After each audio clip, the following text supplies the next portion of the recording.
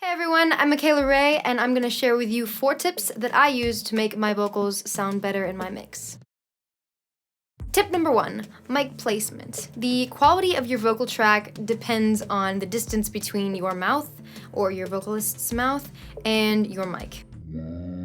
If that distance is too short and you're too close to the mic, your recording is likely going to be cluttered with plosives, sibilants, pops, clicks, mouth noises, and you might end up sounding like an audiobook reader.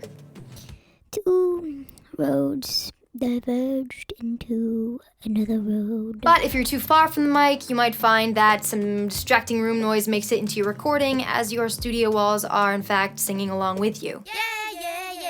Don't mic out with the mic, but don't be afraid of it. Play around and find a good distance that gives you the sound that you want. Pro tip, if you find that you do like the way your voice sounds really close up on the mic, but you're having trouble with plosives and sibilants, just turn your mouth a little bit away from the mic. Dang, that is one good looking mic though. My second tip is EQ. Take a look at this.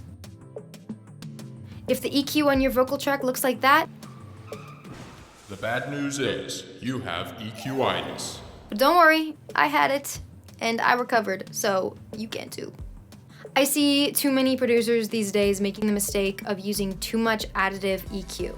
If you have a solid vocal recording, you really shouldn't need to do much as far as adding frequencies. Personally, I like to focus on subtracting the frequencies that I don't need and making sure there's a pocket in the instrumental that allows me to hear my vocal clearly. There are plenty of tutorials out there on EQing vocals if you want to go more in depth, but basically, less really can be more. Tip number 3 is supporting vocals.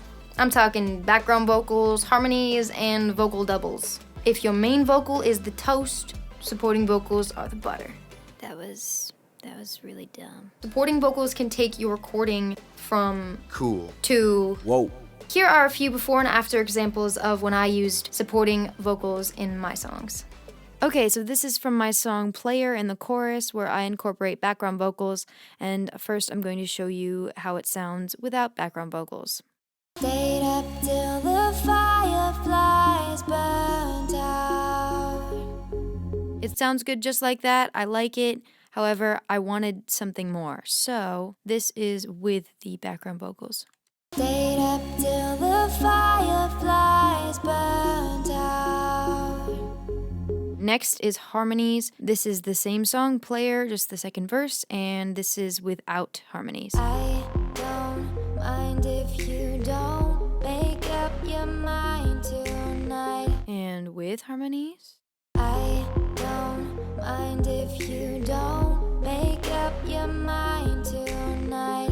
Okay, lastly, we have doubles, and this is from the title track of my album, Arizona. This is the chorus where I incorporate doubling, and here is before. Yeah, I know you want me less than I've been believing. And after. Yeah, I know you want me less than I've been believing.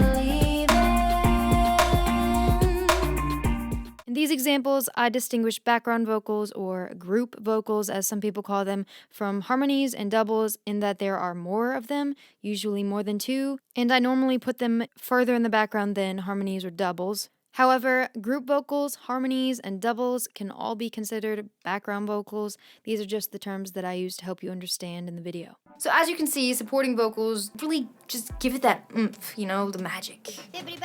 My final tip is effects. Use them. Reverb, delay, compression, etc. can be the key to making your vocal sound like it belongs in the song, or not. I would definitely suggest using buses on your vocal track when you're using these effects. There are some tutorials on the Music Production for Women YouTube page that go more in depth on effects, so I'm not going to.